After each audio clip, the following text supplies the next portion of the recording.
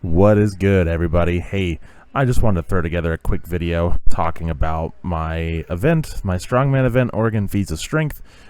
Super happy with how it went. Super excited, obviously, for the outcome. I'll try not to spoil it for those who don't already know. I bet most of you do, but if you don't already know, I won't spoil it. I just want to throw this together to answer some of the questions I've been getting a lot of. I really appreciate all the support that I've gotten. It's awesome. It was a ton of fun. So we're gonna watch some videos here of our trip up there, and then some kind of behind the scenes stuff, and then I'll break down some of the events, the weights that were in the events, what we were supposed to do, and the outcome of each event, so that everybody can be up to speed with what's going. Plus, the quality of Facebook videos is absolutely abysmal. It took a very high quality video. Sorry if you can hear my baby in the background. Took very high quality videos and made them very low quality. Couldn't even see my head in one of them, so I wanted to put together something that was a little better. Anyways, check out the video. So, just wanted to do a quick video. Not sure what the sound quality is going to be like here. We made it to Prineville after 4 hours of driving. So now I'm headed over to the fairgrounds to get weighed in. Not that I really need a weigh in, because the weight class starts at 235 pounds. So it's not like I'm anywhere close to that, but you know, if you don't weigh in, you don't compete. So here we are, headed to the weigh-in. I'll keep you guys updated when I get there. Bye.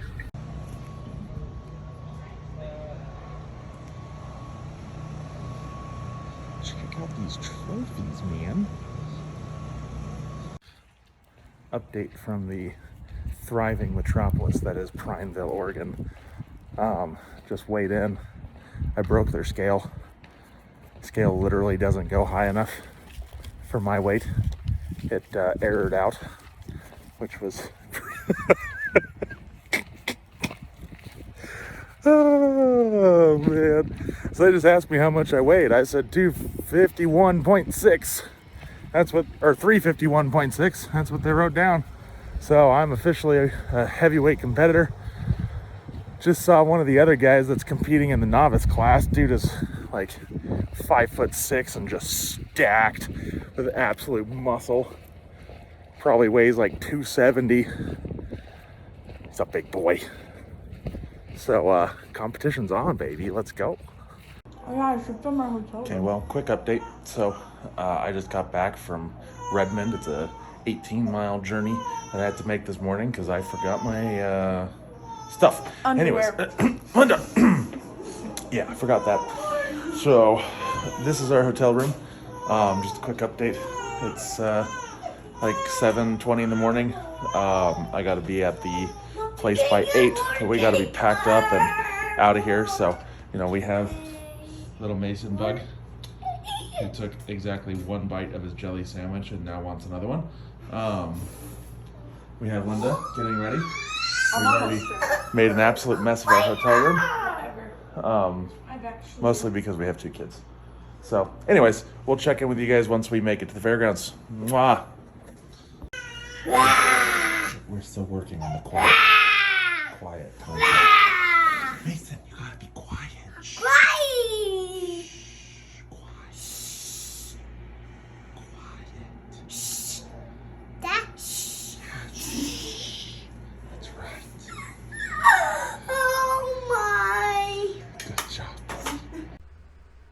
All right, so we are at the point now where we're headed to the competition. We had a crazy morning.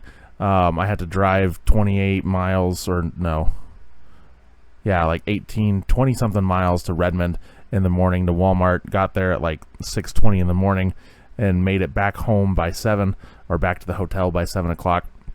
Had to make it to the rules check-in by 8. Yeah, it was a wild morning, but we made it. It worked out. So the first event in all of this was the wheelbarrow pull. 50 meters down, 50 meters back. You pulled it on the way, and then you pushed it back. Not sure of the total weight of the entire apparatus or even of the kegs themselves that were in it. They wouldn't tell us. They said, just pull the weight. It's heavy. Pull the weight. General consensus amongst competitors was at least 600 pounds in hand. I talked to the event organizer. He said it was probably close to 1,300 pounds for the total apparatus. Obviously, you weren't holding all of that. That's still a lot of weight to pull and push. This was by far the most brutal event of the competition. I'm not sure if I'm happy or whatever that it was first, because it wore me out for a good solid hour at least. I spent recovering and resting before the block pull, and I'm really glad I had that time because that wheelbarrow was absolutely brutal. Anyways, don't want to get too far off into the weeds here. Enough with me talking. Let's watch the video. Set.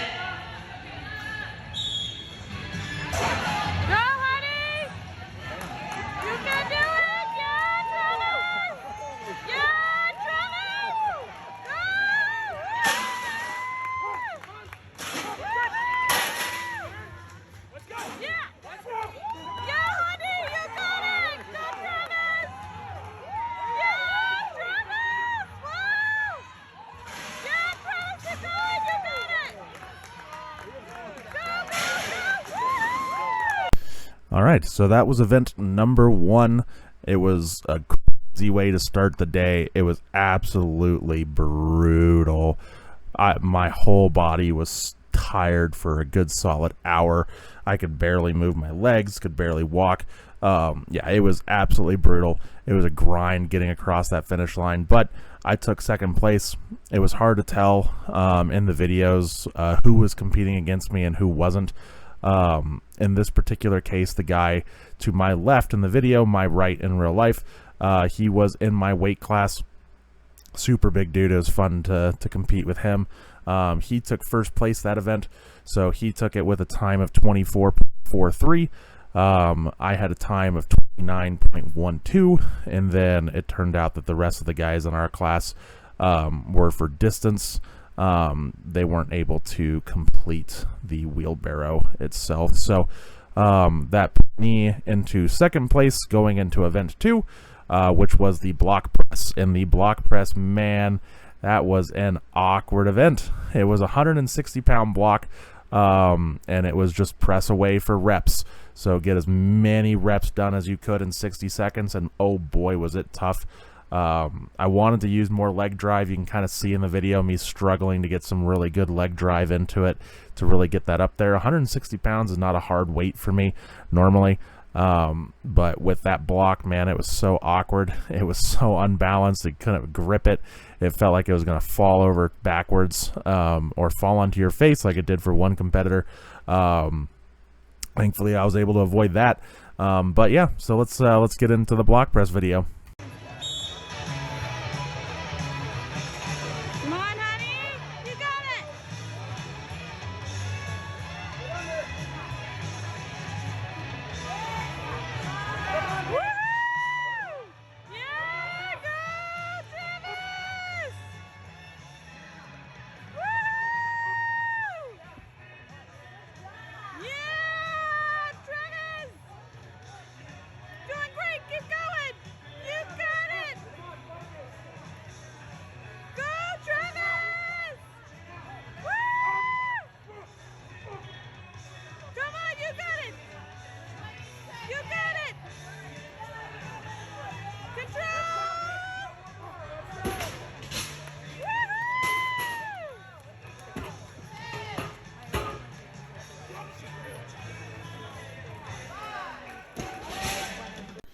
All right, so that was the block press.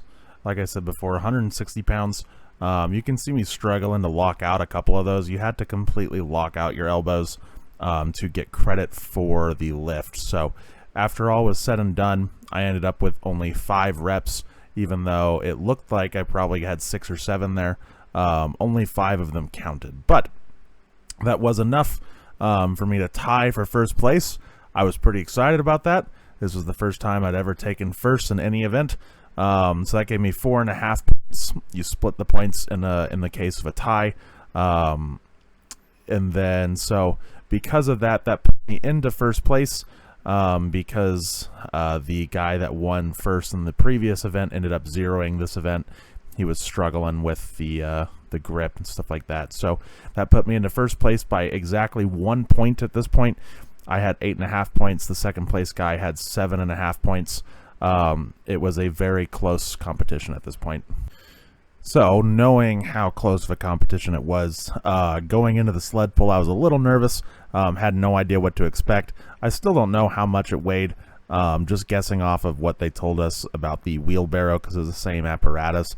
I'm guessing probably at least 600 pounds, maybe even 700, that were pulling along the ground like that. The problem was the drag through that dirt, man. That was brutal. You couldn't get any momentum, so you were starting from dead every time you pulled. But I knew what I had to do. I went in. I was one of the last competitors in my division to go, because that's how it works in Strongman. If you win the last event, then you get to go last in the next event, which is an advantage because you know exactly what you have to do to be able to win that next event. And I knew that the guy that was in second place had finished. And he had done it pretty dang fast too.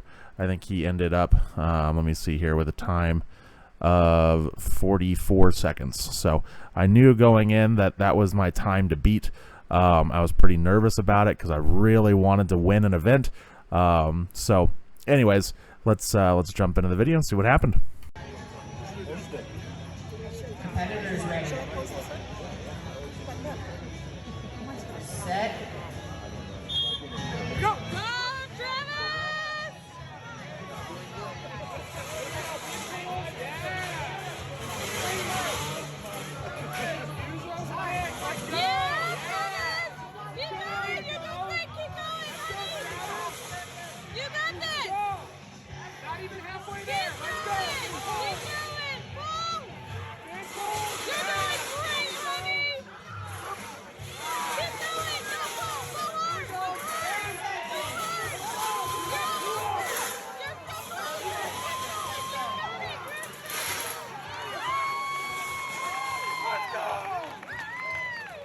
All right, so that was the sled pull.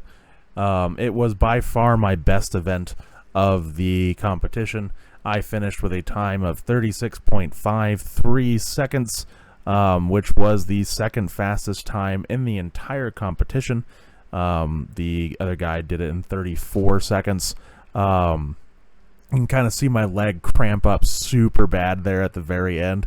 And I was pretty stoked about it because I knew that put me into a really solid first place going into event 4, which was the overhead keg carry. So I was pretty hyped up about it.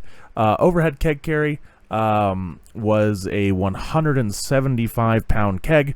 You had to get it up over your head, and then you had 60 seconds or until you collapsed from the pain to walk as far as you could while holding the keg in a locked out position. You could not bend your arms down. You couldn't rest the keg on your shoulder or your head. In fact, if you started to bend, if your arms were no longer locked out, or if the keg touched your shoulder or started resting, then you would be called to stop, and that would be your distance. And so the goal was just grind it out and go as far as you possibly could in 60 seconds. So let's take a look. Competitors, take your grip. Set.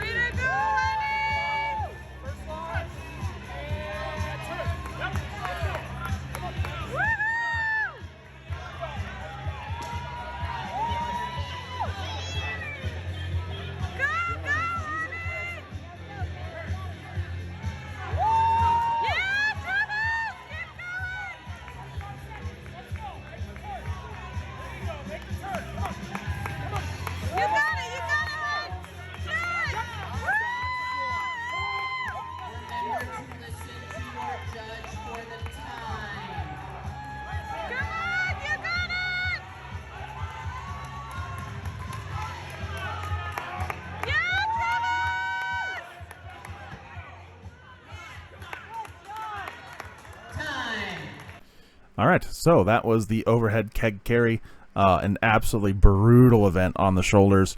You can kind of see at the very beginning, my competitor, he was the guy in the lane next to me. He took off like a rocket. I didn't realize that go meant go. I was waiting for a whistle, so that was pretty exciting. I had to reel him back in, but I ended up taking first place in that event. I did 4 trips there and back, and then an extra 12 feet to boot after that. So I think that's a total, I think it's 50 feet or 50 meters. I don't know how long it is, but it was 4 trips. It was brutal. Let's just put it that way. I stopped about 5 seconds left in. It was starting to fall down onto my head, so I tossed that keg down onto the ground and relaxed for a bit. But took a solid first place there. Took the victory. The guy that you were watching in the screen with me took second place in that event. And so that actually launched me pretty far into the lead. Put me up at 18.5 points.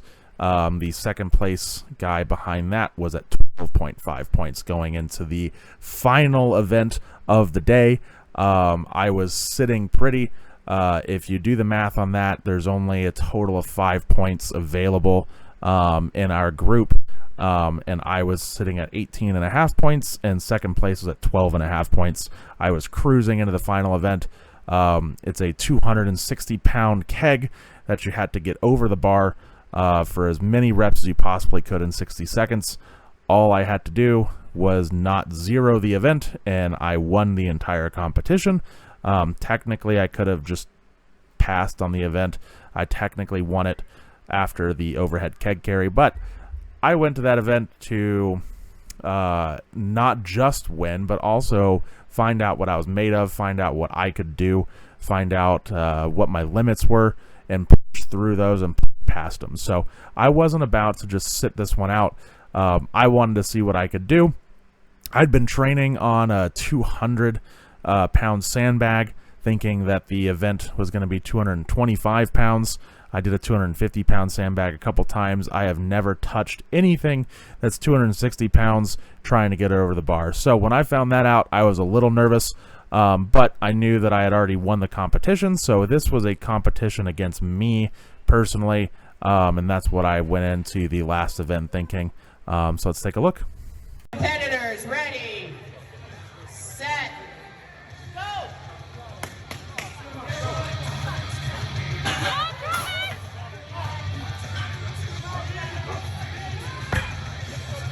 Go, Ted!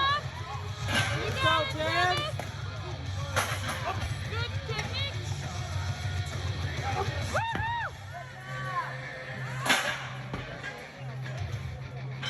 Go, Ted!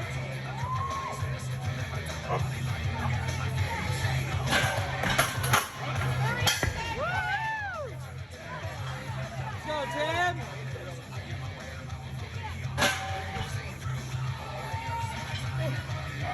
You got it. You got it, hon. Keep it. Come on, hon. Keep going. You're doing great. Now, Trevor, you got it.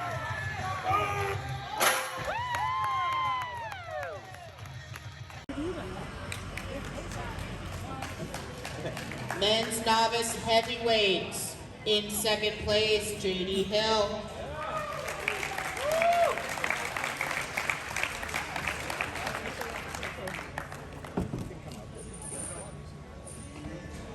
And in first place, Travis Lanham.